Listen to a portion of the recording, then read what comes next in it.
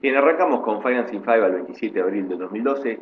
La semana está cerrando con dos factores principales, un buen Bernanke muy dovish todavía y una excelente temporada de resultados en Estados Unidos. Sin embargo, la semana no empezó así, de hecho empezó bastante negativa, con ruidos políticos desde Europa, principalmente motivados porque Sarkozy eventualmente podría estar perdiendo en segunda vuelta las elecciones.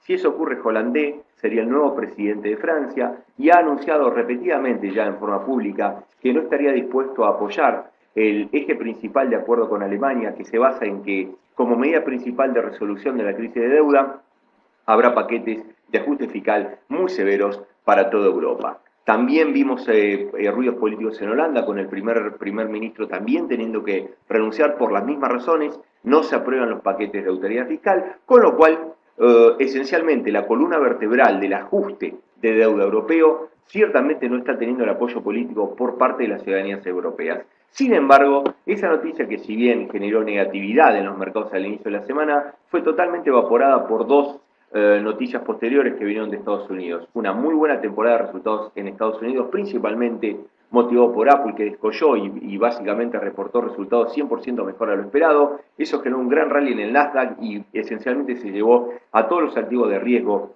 en el lado positivo. Y finalmente, una Reserva Federal de Ben Bernanke, que en el margen sonó un poquito más optimista respecto al ritmo de la economía americana, y por otra parte sigue sonando muy acomodativa a nivel monetario, le sigue diciendo al mercado, o en realidad no le dice nada al mercado, pero esencialmente el mercado sigue con esta opción de algún put gratis dando vuelta y sigue todavía apreciando una eventual posible tercera ronda de flexibilización cuantitativa si las circunstancias lo ameritan. Habiendo dicho eso, y en torno si quieren, un framework muy bullish que se desenvolvió en esta semana, vamos a ver qué hicieron los equities. Vamos a poner dos equities emblemáticos. Tenemos el DAX alemán y tenemos el IBEX español. Fijémonos que si bien arrancan en baja, después tuvieron subas, volvieron a colapsar, pero esencialmente están cerrando la semana con un tono positivo, y así esencialmente es como cerraron todos los equities del mundo. Vamos rápidamente a ver lo que hizo el Dow en los últimos 5 días.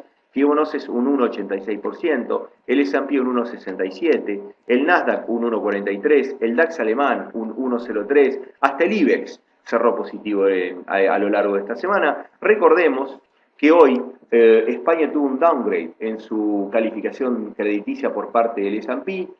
Sin embargo, el IBEX está en terreno muy positivo. Esto podría estar indicando que los niveles de sobreventa del IBEX ya estén descontando demasiadas malas noticias para el IBEX, con lo cual estará por verse si en los próximos días el IBEX sigue siendo neutral a las malas noticias, pero lo cierto es que el downgrade de hoy no afectó en nada el sentimiento positivo de todas las acciones del mundo, en especial España, que está haciendo outperformance sobre gran parte del resto de las bolsas europeas. Vamos a ver cuál fue la historia que contaron las yields. En este sentido, vamos a empezar con la yield emblemática, que es la 10-year de Estados Unidos. Vamos a agrandar un poco el gráfico ahora que lo recuperemos aquí. Muy bien, agrandemos un poquito así de mejor. Básicamente la 10-year sigue en un rango de 2,05, 1,95, no hay grandes diferencias acá. Con un buen Bernanke diciéndole a todo el mundo que siga acomodativo, no hay muchas historias para contar por este lado de la ecuación. Recordemos que también salió el Index Case-Shiller, que está indicando evolución de precios de vivienda y sigue batiendo mínimos históricos, con lo cual la baja de precios en viviendas continúa, y en la medida que eso continúe, Ben Bernanke probablemente va a tener que seguir sonando acomodativo por muchísimo tiempo. Vamos a ver, sin embargo, lo que ocurrieron en las yields de España a 10 años. Recordemos que hoy hubo un downgrade por parte del S&P. Eso generó una suba bastante súbita de la 10-year de España. Fíjense que estaba cotizando a niveles de 5,80 más o menos, quebró nuevamente los 6, actualmente está tradeando a niveles de 5,90, lo cual le marca una cierta preocupación.